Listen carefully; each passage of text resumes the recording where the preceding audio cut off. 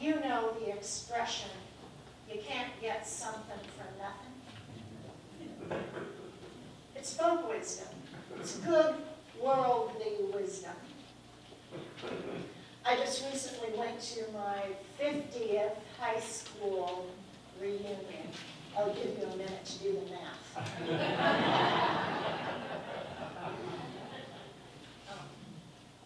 And I met up with some old, literally old classmates. We all wore our little name tags with our high school graduation pictures on them. That was fun. You know, I thought we looked pretty good. And our most popular teacher was our English teacher, Mr. Bell. Oh, gosh, he was something. And he had a million of those old sayings, just a million of them. You can't get something for nothing. You can't cheat an honest man. I liked that one. This was my favorite.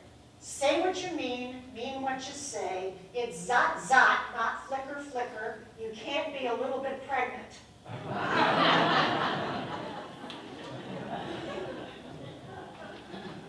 He was unusual, as you know. It's probably why we remembered it. But we loved it. We loved it.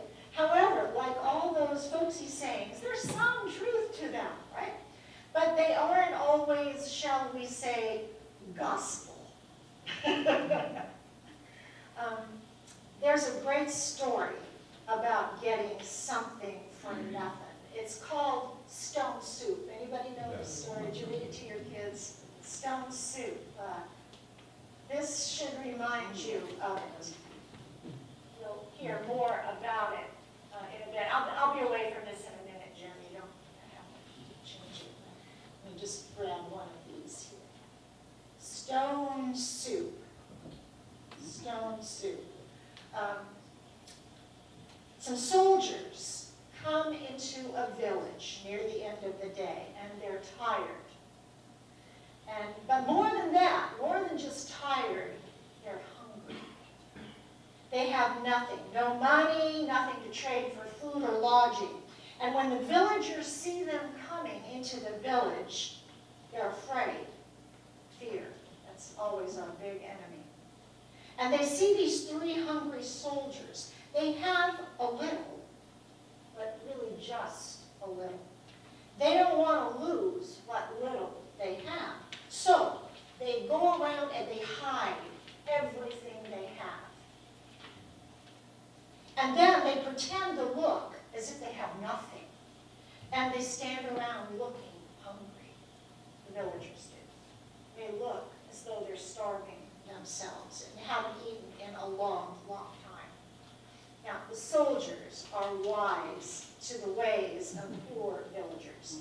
They know how to lure them into bringing out what they have. The soldiers tell the villagers that they will teach them how to make stone soup.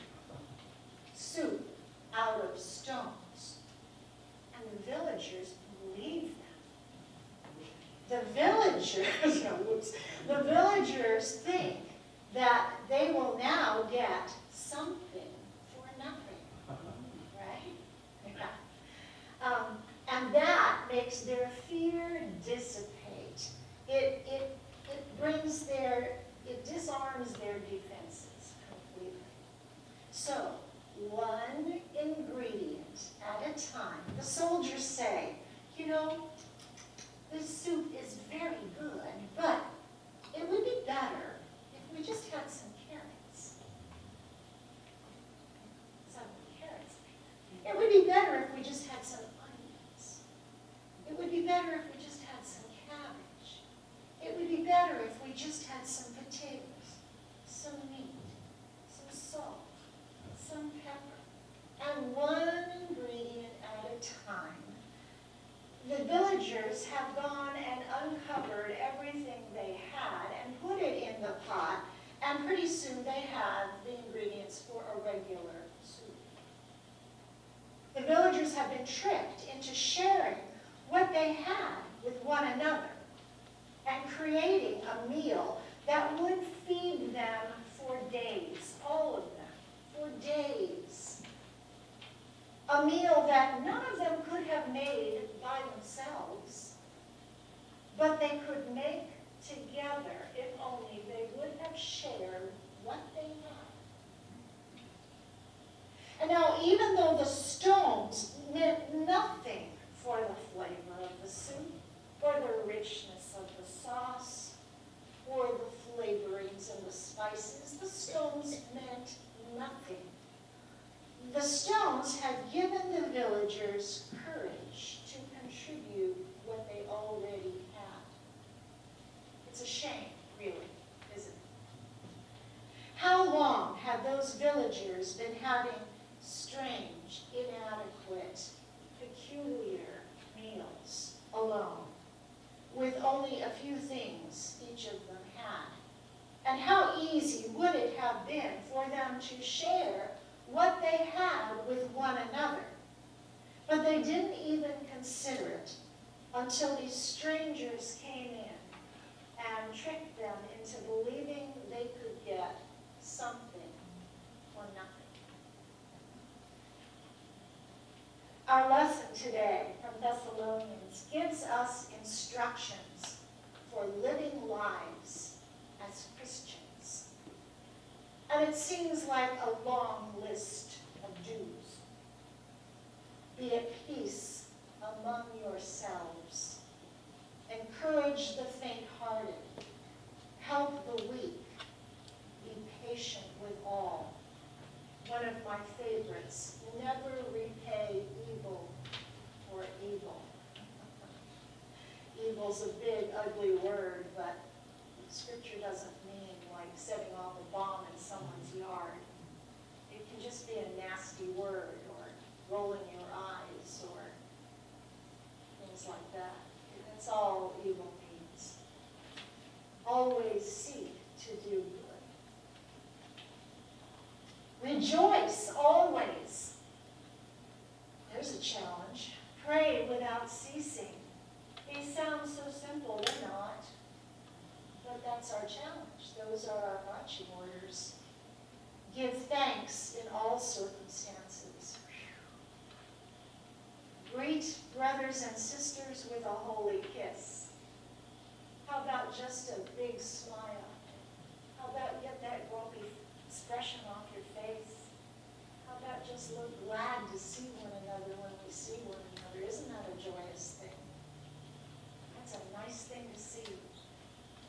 So these instructions are similar to instructions that we get in Romans 12 or in Ephesians or lots of places in the epistles.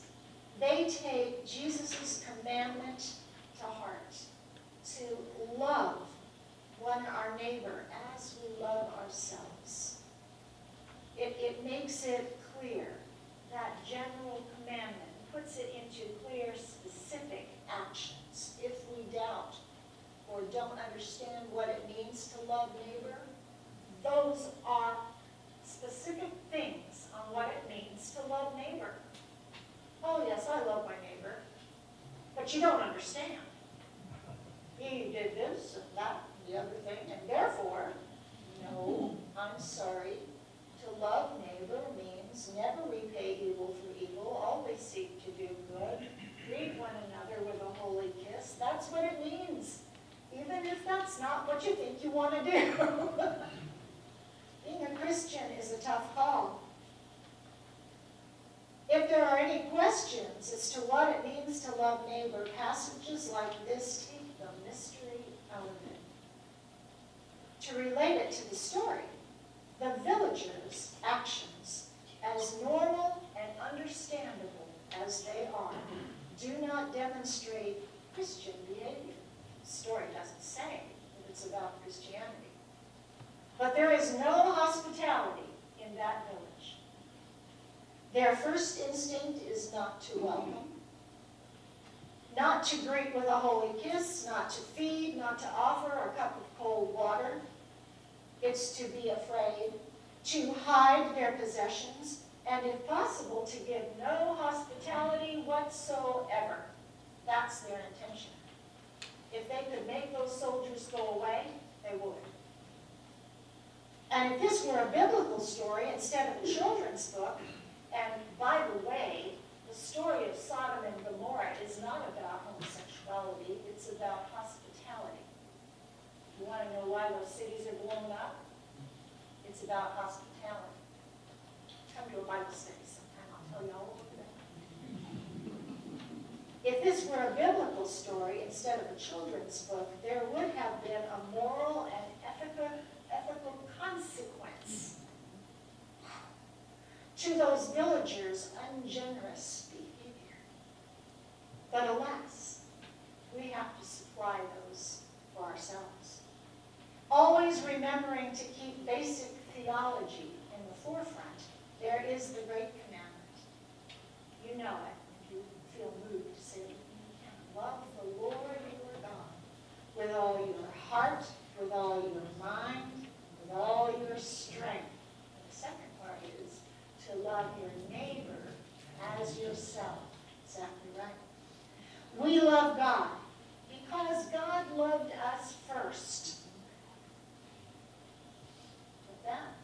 We love God because God loved us first. And what did we do to earn that love? Nothing. We got something for nothing. Yes, we did nothing to receive that love, the most precious gift, the love of God, and we received it free of charge. We got something for nothing. It does happen. It sure does.